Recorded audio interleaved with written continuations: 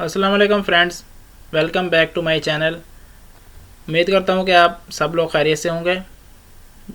हमारी आज की वीडियो में मैं आपको बताऊंगा कि वर्चुअल असिस्टेंट जो है उसके क्या फ़ायदे होते हैं। उसके जो फ़ायदे हैं वो दोनों बंदों को हैं, जो virtual assistant as a virtual assistant काम कर रहा है और जो बंदा वर्चुअल असिस्टेंट की सर्विसेज से फ़ायदा उठा रहा है। तो आप सोच रहे होंगे कि दोनों बंदों का कैसे फ़ायदा हो रहा है इसमें। तो इसमें दोनों बंदों को फ़ायदा इस तरह से होगा कि फॉर एग्ज़ाम्पल आप वर्चुअल असिस्टेंट का काम कर रहे हैं, तो आपको क्या फ़ायदा होगा कि आपको ड्यूटी टाइमिंग की जो कैद है वो नहीं होगी कि आपने सुबह सुबह जो है 6 बजे उठ के जाना है ड्यूटी पे और शाम को जो है 2 बजे 3 बजे ड्यूटी से वापस आना है। उसमें ट्रांसपोर्ट भी आपकी जाएगी और आपका आने जाने का टाइम भी वेस्ट होगा। और उसके अलावा रास्ते में जो परेशानियां हैं, कभी ट्रैफिक जाम है, कभी रास्ते में कुछ आपका एक्सीडेंट होता है, कुछ भी होता है, आपको बहुत सारी जो है वो फॉर्मेलिटीज़ पूरी करनी पड़ेंगी और बहुत सारी आपको परेशानियां रास्ते में हो सकती हैं। तो इन सब परेशानियों से आप कैसे बच सकते हैं इसमें वर्चुअल असिस्टेंट में। वर्चुअल असिस्टेंट में क्या है कि आपके पास इंटरनेट होना चाहिए अच्छा स्पीड का, और आपके पास एक लैपटॉप होना चाहिए।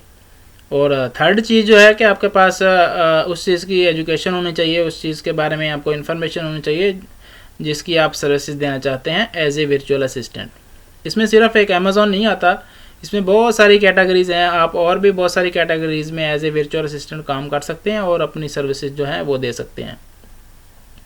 और आप दूसरी कौन सी कैटेगरीज़ में एज ए वर्चुअल असिस्टेंट काम कर सकते हैं वो मैं आपको एक नेक्स्ट सेपरेट वीडियो में बताऊँगा कि आप अमेज़ॉन के अलावा और कौन कौन सी जो वेबसाइट्स हैं उसके ऊपर एज ए वर्चुअल असिस्टेंट काम करके इजीली जो है घर बैठे अर्निंग कर सकते हैं। तो क्योंकि आज का हमारा टॉपिक अमेज़ॉन से मुतल्लक है तो हम अमेज़ॉन में ही रहेंगे। फॉर एग्ज़ाम्पल एक बंदा है, उसको अपना बिज़नेस जो है वो रन करना है। जैसे कि मैंने पिछली वीडियोज़ में बताया था कि वो बंदा आपसे वो प्रोडक्ट सर्च कराता है या आपको अकाउंट की जो है मैनेजमेंट देता है या आपको वेयर हाउस की इन्वेंट्री वगैरह मेंटेन करने के लिए देता है। तो उस बिजनेसमैन को क्या फ़ायदा होगा।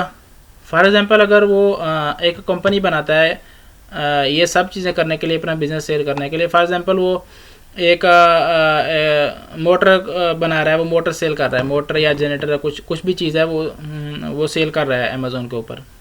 तो उसको क्या करना पड़ेगा, उसके लिए एक ऑफिस बनाना पड़ेगा कंपनी का। ऑफिस में बहुत सारी फॉर्मेलिटीज़ वगैरह पूरी करनी पड़ेगी, इंटरनेट देना पड़ेगा, उसको कंप्यूटर वगैरह देने पड़ेंगे, जो ऑफिस का रेंट है वो देना पड़ेगा। इसके अलावा जो डेली वहाँ की मेंटेनेंस वगैरह है, जो स्टाफ है वो सब रखना पड़ेगा, उसको सिक्योरिटी गार्ड रखना पड़ेगा, टाइम कीपर रखना पड़ेगा। एक स्टाफ होता है जब हम लोग एक कंपनी रन करते हैं। तो वर्चुअल असिस्टेंट हायर करने से उसको क्या फ़ायदा होगा कि ये सब जो इसकी ये एक्स्ट्रा जो मनी थी जो मैनेजमेंट में जानी थी उसकी, फॉर एग्ज़ाम्पल बिल्डिंग के रेंट में या दूसरा जो स्टाफ उसने हायर करना था, वो सब जो मनी थी वो उसको सेव हो जाएगी डायरेक्टली। उसमें अभी उसने बिज़नेस स्टार्ट नहीं किया, बिज़नेस से जो सेविंग होगी वो तो एक अलग चीज़ है। बिज़नेस में सेविंग का ये है कि वो डिफरेंट जो ट्रिक्स है वो यूज़ करके या अपनी जो भी चीज़ वो जो भी ब्रांड वो सेल कर रहा है वो मार्केट से सस्ती लेता है और आगे बेचता है। वो सब चीज़ें हैं, वो बात की बात है। स्टार्टिंग में जो है उसको 10 से जो 15% है वो एडमिनिस्ट्रेशन चार्जेस होते हैं। कोई भी आप बिज़नेस रन करें मिनिमम इतने जो है आपको चार्जेस आ ही जाते हैं कोई भी बिज़नेस के। तो 10 to 15% तो उसको सेव हो गए ना बिज़नेस स्टार्ट करने से पहले ही। जो बिज़नेस उसकी कास्ट आनी थी वो उसने सेव कर लिए।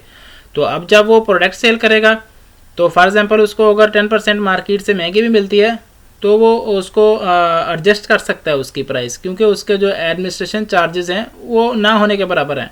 जस्ट उसने अपने वर्चुअल असिस्टेंट को मेल वगैरह से कम्युनिकेट करना है, दैट्स इट। जो भी काम है उसने वर्चुअल असिस्टेंट से डिस्कस करके उसको बता देना है कि ये काम है। अगर वो एक ही बंदे को अपना पूरा बिजनेस दे रहा है एज ए वर्चुअल असिस्टेंट तो फ़ाइन है, उसमें तो उसको टेंशन की ज़रूरत ही नहीं है। अगर ख़ुद भी उसमें इन्वॉल्व हो रहा है, थोड़ा बहुत काम वो खुद करता है, थोड़ा बहुत किसी वर्चुअल असिस्टेंट से लेता है, तो भी उसको थोड़ी बहुत डायरेक्शन देनी पड़ेगी अपने वर्चुअल असिस्टेंट को कि आपने आज ये काम करना है। वो एक शेड्यूल बना के उसको दे देगा और वो जो है मंथली या वीकली जो भी होगा या 15 डेज़ का शेड्यूल वो उसको उसके मतलब फॉलो करता रहेगा शेड्यूल के मुताबिक। तो ये जो है चीज़ें वर्चुअल असिस्टेंट के फ़ायदे हैं। ओनर को भी फ़ायदा होता है जो हायर करता है और जो एज ए वर्चुअल असिस्टेंट काम करता है उसको भी फ़ायदा होता है। तो मैं उम्मीद करता हूँ कि आपको जो वर्चुअल असिस्टेंट के बेनिफिट्स हैं वो अच्छे से क्लियर हो गए होंगे। फिर भी अगर आपको कुछ डाउट है तो आप कमेंट्स में कमेंट कर सकते हैं, वो मैं डाउट आपका क्लियर कर दूंगा। तो वीडियो ख़त्म करने से पहले मैं आपसे गुजारिश करता हूँ कि अगर आपने मेरा चैनल सब्सक्राइब नहीं किया तो चैनल को सब्सक्राइब करके बेल आइकॉन को भी प्रेस कर दें, ताकि हर नई आने वाली वीडियोज़ का नोटिफिकेशन आप तक पहुँचता रहे और आप इसी तरह की इंफॉर्मेटिव वीडियोज़ से जो है फ़ायदा उठाते रहें। सो नेक्स्ट वीडियो तक के लिए मुझे इजाज़त दें। अल्लाह हाफिज़।